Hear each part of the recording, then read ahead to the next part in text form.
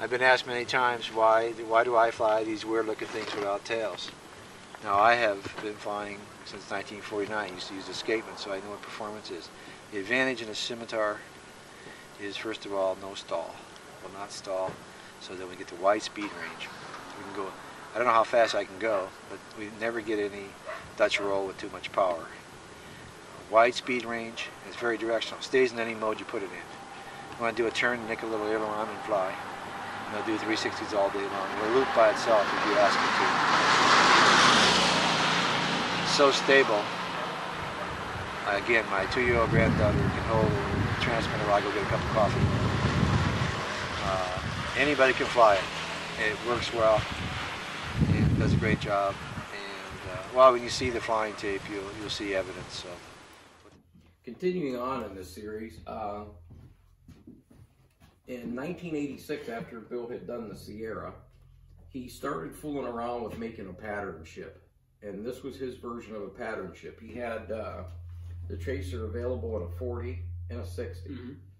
And I think later on somebody did a 120 version, but I don't think it was Bill. No, I don't think it was published either. Yeah, and again, these were published in RCM, the 60 and the 40, as dual articles. They had them in there. Really fast, real precision. And again, Bill Evans was about, making it his way, but over the years, we've done little things. We've done some things like I've changed the elevons out at the tip. I've made these a little bit narrower because this plane here is so fast that you want to keep the control throws at a minimum. This particular one has a Dub Jet 40 in it with a 10.7 prop on it. And it has not been flown yet, but I will assure you it is a rocket ship. And this is our third one. This is our third tracer. And both tracers, neither were crashed. No. They were retired. Very, very fast, very precision. And again, it's supposed to be tricycle gear, but since this one is mine, it's a tail dragger. And I don't know how it's going to work out. It could have the tendency to tip up. We're not exactly sure. But we're not exactly sure what this tracer is going to do. We do know it's going to be fast. Yeah, mine had a KNB 40 in it with a Mac mini tune pipe. I don't know what the other one had in it for sure. Remember, I switched that engine out later on when I was flying it, and I put an SK50 in it. Yeah. And it went really good with that. And I made one for Brian. Brian, my oldest boy, he flies with us, and we're going to drag him out here in a minute. But, yeah, he had one, and I had the Fox 40 in his. And for some reason, we had trouble with that one taking off.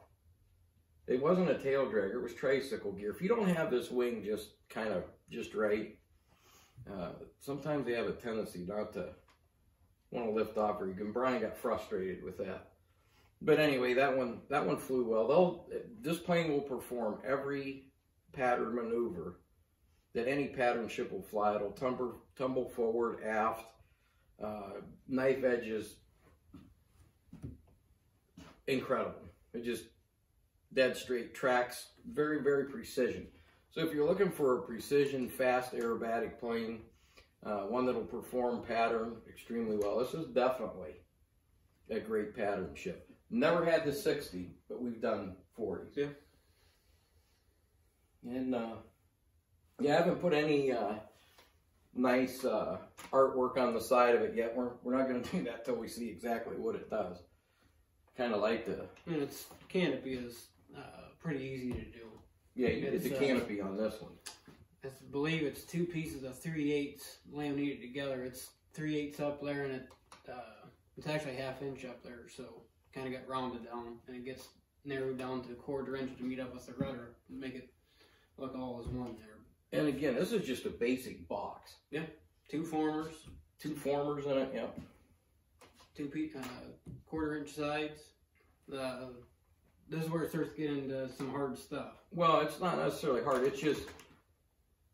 It's time consuming. It's time consuming. You got to build that front area up and kind of shape it into the shape, and then make your engine cut out. And when we do the Desperado, because the fuselage is similar to this, we'll go into how, to set the spinner ring and get all that. Really, really easy airplanes to build, and I just would encourage anybody, particularly if you like to go fast and be precise, this is definitely one to look into. And if you're, got a 60 size laying around, it's good for that. Any of these planes can also be made electric. Yeah. You just have to kind of figure out where batteries and things need to be placed, but.